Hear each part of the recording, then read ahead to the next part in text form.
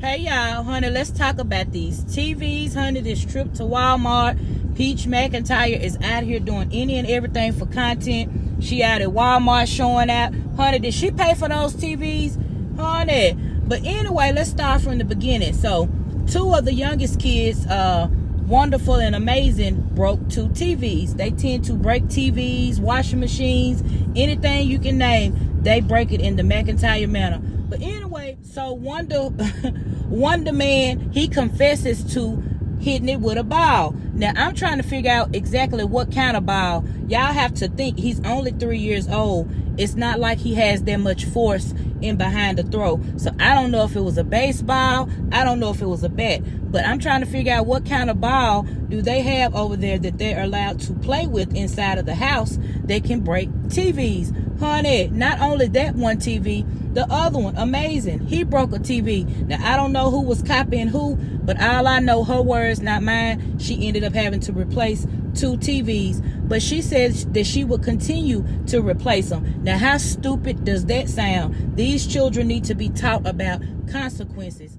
So let's get this straight. We want to control Wood and everything he does, his every movement. We want to control Tracy. She got to move to the beat, march to the beat of her drum. Otherwise, she's never going to talk to her again. But she doesn't have control over the 9 kids that she birthed. Y'all make it make sense. I can't make it make sense, but I always say those kids don't take her seriously, and because she does not stand on business with them, she says one thing and does another. So with kids, that's signaling to them that, hey, she's just a joke. She doesn't mean it. She's gonna let us buy a toy even though she told us 60 seconds ago we can't have that toy. So yeah, those are the kind of things that I see her do out here on these social media streets, and that's why she's in this situation. But she doubled down on it when she was walking around inside a Walmart looking for TVs. Her words, not mine. She claimed she went to 4 different Walmarts looking for the exact TVs that they had. So she just went ahead and purchased some different ones. But yeah, she doubled down on the fact that her children could continue to break TVs. They could break whatever and she was going to replace it. They are kids.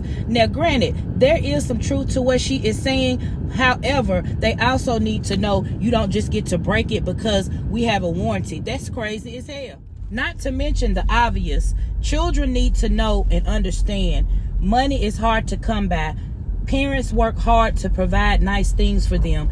They need to be taught how to appreciate and take care of their electronics, whatever the case may be. So yeah, I don't agree with her whatsoever in regards to allowing them to break things because they're kids. You have to teach them. We all know if you knew better, you would do better. We see it with her each and every day.